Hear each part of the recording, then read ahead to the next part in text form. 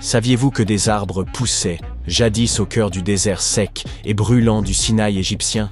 Aussi surprenant que cela puisse paraître, c'est pourtant exact. Récemment, des archéologues ont mis au jour une avenue bordée d'arbres, une authentique voie verte, menant à une immense forteresse ancienne. Non, ce n'est ni un mirage, ni une illusion, née d'un esprit trop fertile, bien que le mien le soit. Cette découverte renverse complètement notre perception de la vie dans les déserts de l'Égypte ancienne. Faisons un bref retour en arrière.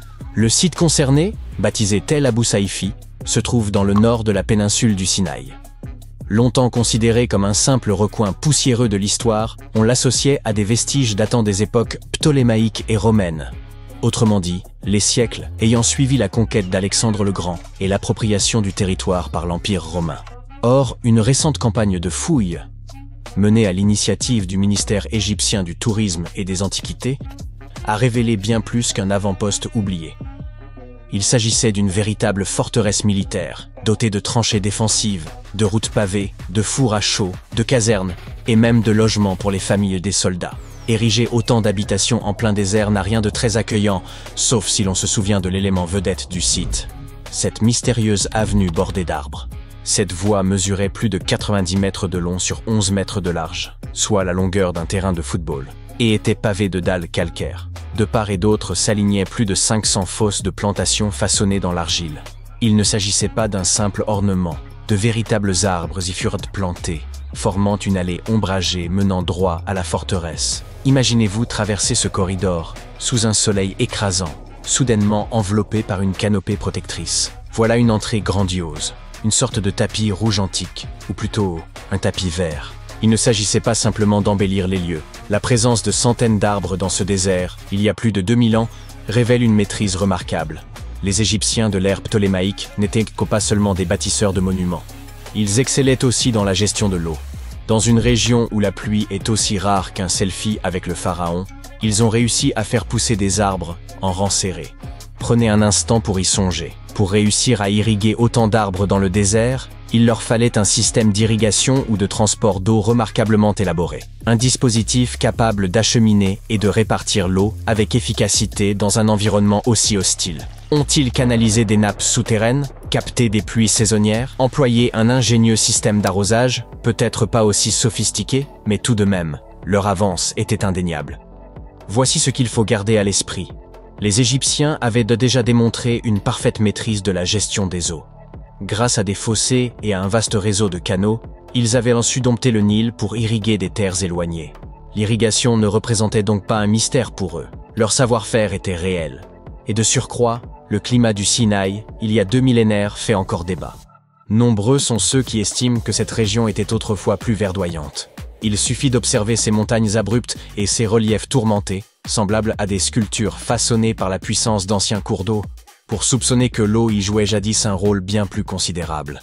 De plus, les archéologues ont mis au jour de nombreux indices attestant que les Égyptiens de l'ère ptolémaïque cultivaient fruits, vignes et arbres à grande échelle.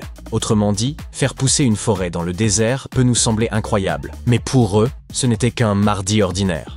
À présent, cette avenue verte pousse les archéologues à s'interroger. Et si des systèmes d'irrigation semblables avaient été employés ailleurs? Par exemple, pour acheminer les immenses blocs de pierre utilisés dans la construction des pyramides. Il existe déjà une théorie selon laquelle des rivières anciennes ou des canaux artificiels auraient facilité leur déplacement. Et la découverte de Tel Abou Saifi? Eh bien, elle pourrait bien constituer la pièce manquante du puzzle. Ce n'est pas qu'un doux rêve. À l'époque, les rivières jouaient un rôle central, agissant comme les autoroutes, les réseaux énergétiques et les trains de marchandises du monde antique réunis. Les Égyptiens s'en servaient pour tout, irriguer, commercer, alimenter l'industrie et même mobiliser leurs troupes. Si une activité importante avait lieu, elle impliquait probablement un cours d'eau. Et ce n'est pas tout, la suite est encore plus surprenante. Les fouilles ont révélé d'imposantes tranchées défensives, semblables à d'anciennes douves, creusées à près de 2 mètres de profondeur autour de la forteresse. Ces fossés n'étaient pas de simples bourbiers, mais faisaient partie d'un dispositif complexe conçu pour être comblé ou enjambé par un pont afin de maîtriser les accès. On pourrait les comparer à une barrière de sécurité rétractable, sans les vérins hydrauliques. Tandis que ces tranchées protégèrent de la forteresse des intrusions, la vie y battait son plein. Comme nous l'avons mentionné, les archéologues ont découvert des logements militaires. Il semblerait que les soldats y vivaient avec leurs familles. Ainsi, cette forteresse n'était pas qu'un simple baraquement, mais une véritable communauté dynamique, avec ses repas, ses habitudes, des enfants s'amusant ça et là, et certainement beaucoup de bavardages autour de la table. En plus des aspects militaires, les chercheurs ont découvert 4 vastes fours à chaux servant à produire de la chaux vive, un élément crucial pour fabriquer le mortier de construction. Ces fours indiquent qu'à la fin de l'ère romaine, Tel Abou Saifi est devenu un centre industriel important, fournissant les matériaux nécessaires à la construction et à la réparation des bâtiments, un véritable pôle d'activité artisanale.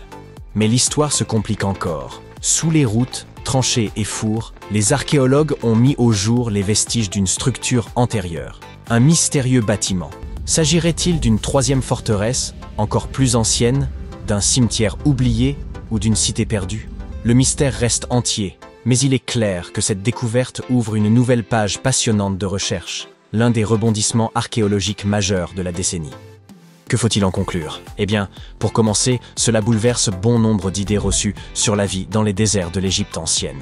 On les a longtemps considérés comme des frontières naturelles, arides, hostiles et dépeuplées. Or, cette découverte laisse penser qu'ils furent jadis verdoyants et habités. Non parce que le climat était très différent, mais parce que les Égyptiens savaient, avec un génie remarquable, soumettre la nature à leurs besoins. Ils ne se contentèrent pas de survivre au désert, ils le façonnaient. Cela relance aussi le vieux débat sur l'ingéniosité technique des anciens Égyptiens. S'ils ont pu bâtir au cœur du Sinaï une forteresse dotée de douves, de routes arborées, d'un réseau d'irrigation et d'installations artisanales, est-il vraiment invraisemblable d'imaginer qu'ils aient pu concevoir des systèmes hydrauliques pour déplacer les blocs des pyramides? Oublier la théorie des anciens extraterrestres. Distrayante, certes, mais qui nous détourne d'une réalité fondamentale, ces peuples étaient d'une intelligence remarquable. Une bonne partie de ce que nous appelons aujourd'hui technologie moderne n'est que l'héritage d'une ingéniosité antique. Et l'on ignore combien de savoirs précieux se sont perdus en chemin. Pendant ce temps, les fouilles se poursuivent. Les chercheurs entreprennent une cartographie complète de Tel Abou Saifi afin de comprendre l'agencement global du site. Certains envisagent d'analyser le sol pour repérer d'anciennes racines, voire identifier les essences qui poussaient autrefois. Si des palmiers dattiers s'y trouvaient, par exemple, nous serions peut-être face à la plus ancienne allée de fruits secs au monde. Vous vous doutez bien que l'intérêt de ces découvertes dépasse le seul cadre de l'histoire. Elles résonnent aussi avec les défis de notre époque.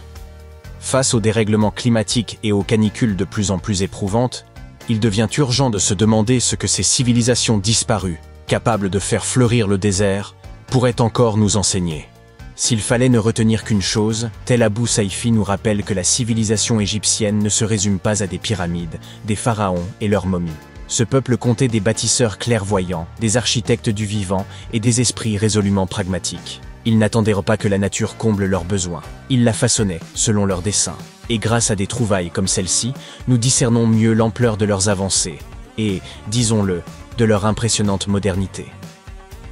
Ainsi, la prochaine fois que l'on vous décrit le désert comme un espace stérile, vous pourrez rétorquer avec aplomb qu'il y a plus de 2000 ans, en plein cœur du Sinaï, s'élevait une forteresse avec des douves, une avenue bordée d'arbres, des casernes, des ateliers et même une structure secrète enfouie sous terre. Voilà qui remet les pendules à l'heure, d'une comprise. Et qui sait quels autres vestiges y sont encore enfouis, attendant de réécrire l'histoire.